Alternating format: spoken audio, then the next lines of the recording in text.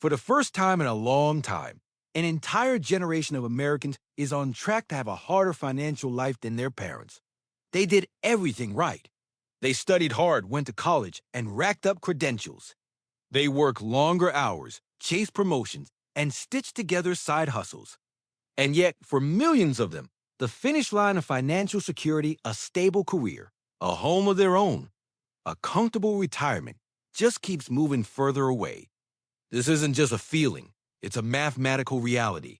And it's not a story about a few unlucky people making bad choices. It's the story of a broken promise. A system where the fundamental rules of the American economy seem to have been rewritten, creating an inescapable trap of debt, dead-end jobs, and wages that simply can't keep up. Today, we're not just going to talk about the anxiety so many young people feel.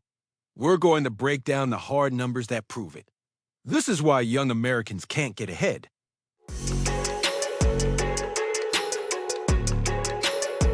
If you're under 40, you've probably had that moment. You look at your finances and just think, this can't be right. You have a degree, maybe even a master's. You have a job that, on paper, sounds good. But after you pay rent, student loans, and the insane cost of just existing, there's little to nothing left. You're not imagining it. Recent surveys show that a shocking 47% of Gen Z and 44% of millennials are living paycheck to paycheck. This feeling of running on a hamster wheel isn't a personal failure. It's a symptom of a much larger disease. The old promise was simple. Work hard, get an education, and you'll build a better life. That was the bedrock of the American dream. But for today's young adults, that promise feels like a bad joke. They entered the workforce carrying a historic amount of debt, only to find the opportunities they were promised were a lot scarcer and less rewarding than advertised. And to understand how we got here, we have to start with the price of admission to the 21st century middle class, a college degree, and the mountain of debt that now comes with it.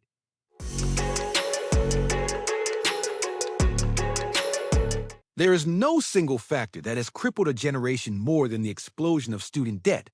It is the first and heaviest anchor tied to young Americans before they even cash their first real paycheck. The scale of it is almost hard to believe. The total student loan debt in the U.S. has swollen to over $1.7 trillion. For individuals, the numbers are just as grim. The average debt for a new graduate with a bachelor's degree is now somewhere around $37,000, a figure that can easily double or triple if you go to grad school. But this isn't just a big number. It's a force that actively warps the lives of millions. First, it demolishes your disposable income. A huge chunk of every single paycheck is immediately vaporized to service this debt, making it almost impossible to build a financial foundation. Polls consistently find that student debt is a primary reason young adults can't even build a small emergency fund. One survey found a huge share of Gen Z and millennials lack 3 months' worth of savings, leaving them one flat tire or surprise medical bill away from total disaster. Saving for retirement or a down payment on a house becomes a laughable fantasy. This financial vice grip inevitably forces people to delay major life milestones. For decades, owning a home was the main engine of wealth for the American middle class. Today, young people are almost completely locked out, and student debt is a key reason why. When you apply for a mortgage, lenders look at your debt-to-income ratio.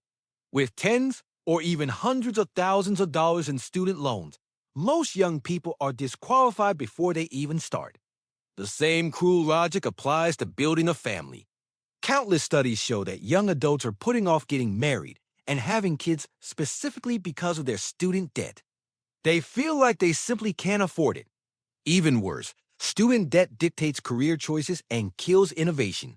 The dream of starting a business, working for a nonprofit, or pursuing a passion in a lower-paying field just isn't an option when you have a $600 monthly loan payment hanging over your head.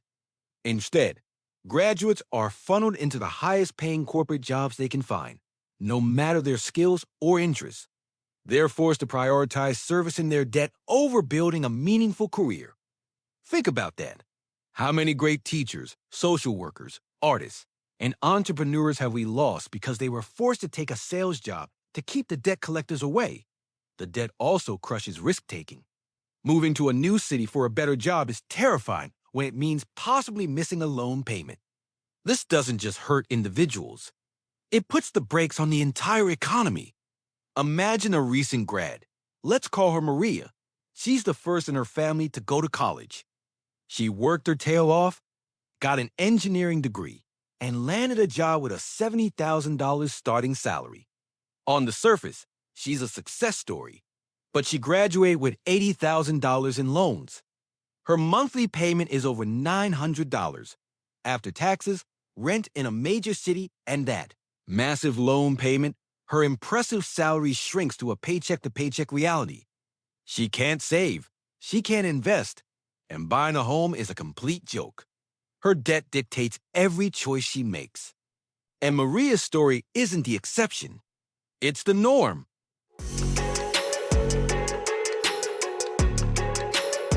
So, let's say you somehow navigate the student debt minefield. You get on a repayment plan, and you're ready to start your career. You walk out into the job market, diploma in hand, and run headfirst into a brick wall. Nobody will hire you. Or, more accurately, there are no entry-level jobs for people with no experience. Welcome to what a groundbreaking report from the Schultz Family Foundation calls the broken marketplace. This is the bizarre world where companies post entry-level jobs that require 3 to 5 years of experience for a wage that's barely enough to live on. It's a perfect catch-22. You can't get a job without experience, and you can't get experience without a job. This isn't just a few bad HR departments. It's a systemic breakdown in the bridge between education and employment.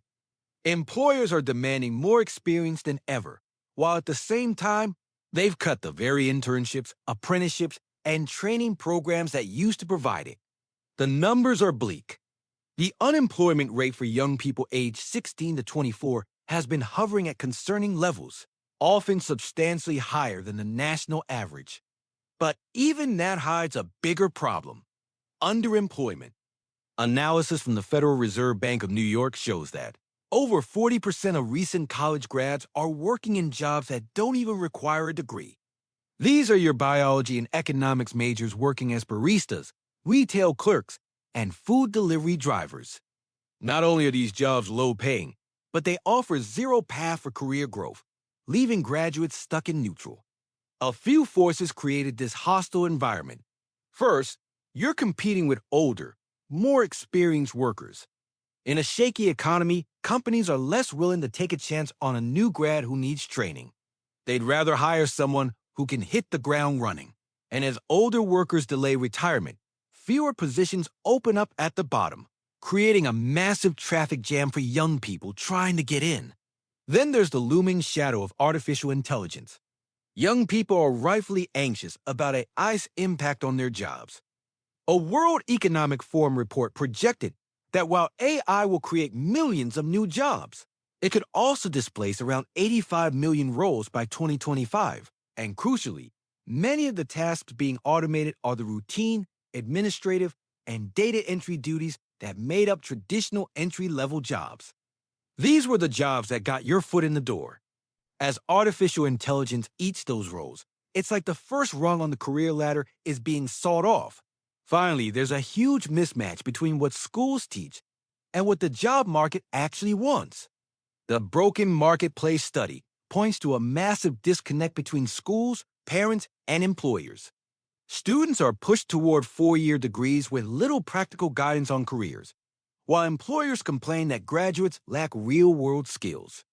The result is millions of young people who are overeducated in theory and underprepared in practice, all while holding a mountain of debt for the privilege. This isn't a pipeline from school to work. It's a cliff.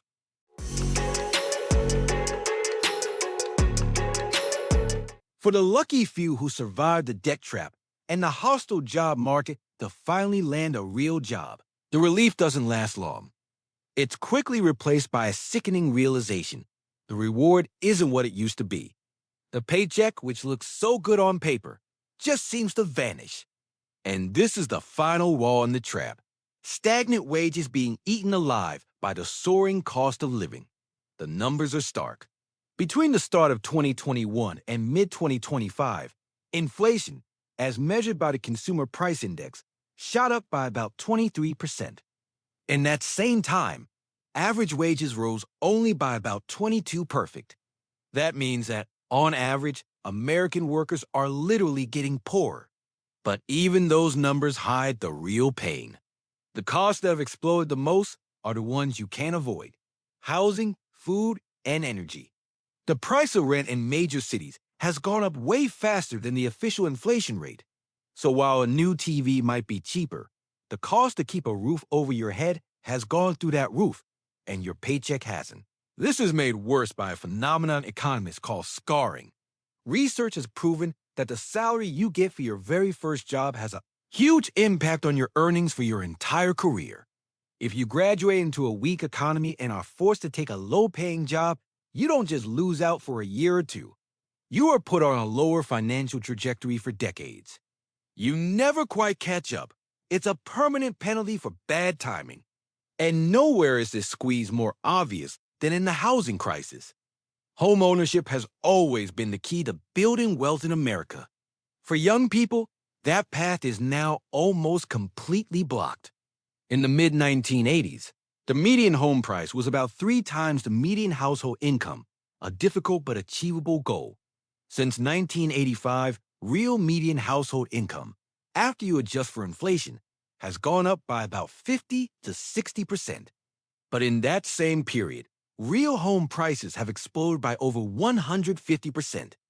The result?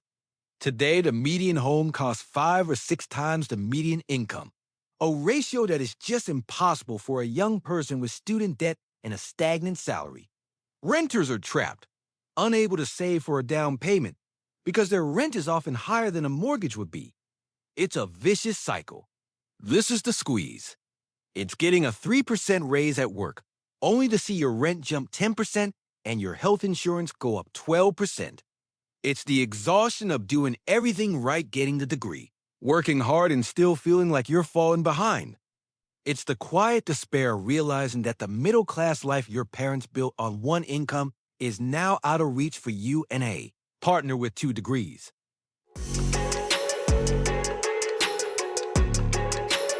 When you combine crippling debt, a hostile job market, and the relentless cost of living squeeze, the effects don't just add up, they compound. They create a cascade of negative consequences that ripple through all of society. The individual struggles of millions merge into a generation-wide drag on the American economy. First, these forces pour gasoline on the fire of inequality. If you're a young person from a wealthy family, these barriers are more like hurdles. Your parents can help with tuition, co-sign for an apartment, or give you a down payment for a house. But for young people from working-class families and marginalized communities, there is no safety net. They're forced to take on more debt. They face higher rates of unemployment. The American dream, which was supposed to be about upward mobility, is turning into a system that just entrenches inherited advantage. Second, the scarring effect of being underemployed has long-term consequences for everyone. When a generation of smart, ambitious young people is stuck in jobs below their skill level, their potential begins to waste away. They miss out on years of professional development and mentorship. An engineer working as a delivery driver isn't just losing income. The economy is losing the innovation that engineer could have produced. It is a colossal waste of human capital that will slow our country's growth for decades. Finally, a generation that's broke can't spend money. And consumer spending is the engine of the U.S. economy. When the largest generation in the workforce is drowning in debt and earning stagnant wages, they can't afford to buy cars, renovate homes, or take vacations. This slowdown in demand affects everyone. It stifles entrepreneurship, a key driver of job creation. The financial struggles of young Americans aren't just their problem. They are a national crisis in the making.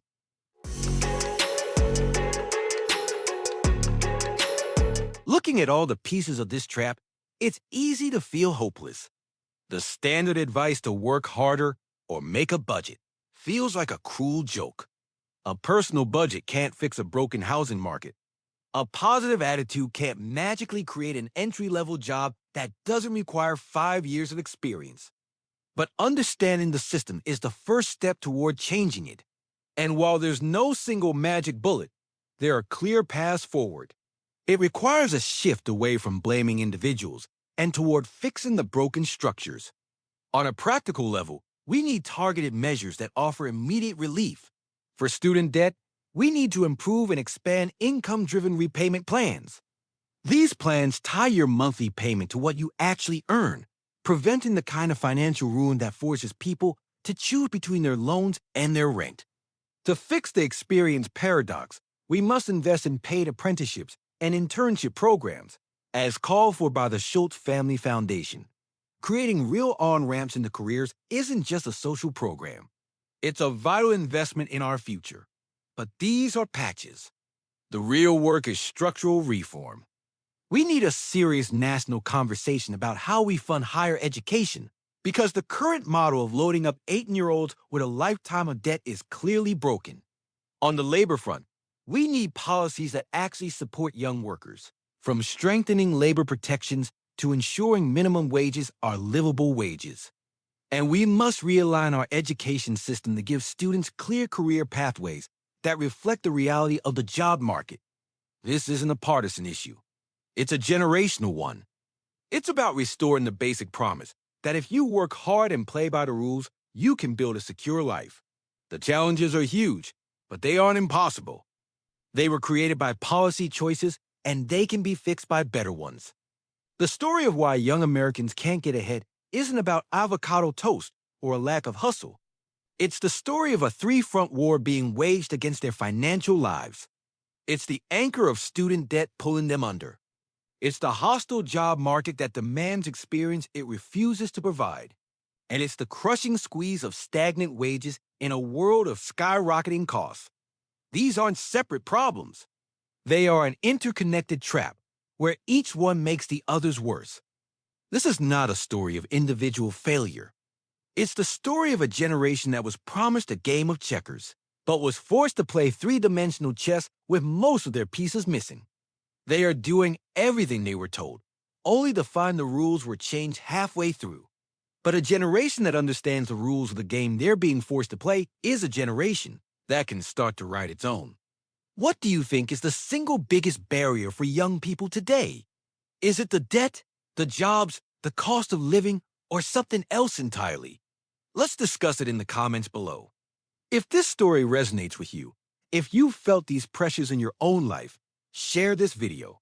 This conversation has been ignored for too long. The more we talk about it, the harder it is for our leaders to look away. Every share and every conversation helps turn individual anxiety into collective action. And for more deep dives into the economic forces shaping our world, make sure you subscribe and hit that notification bell. We're going to keep following these stories and demanding answers.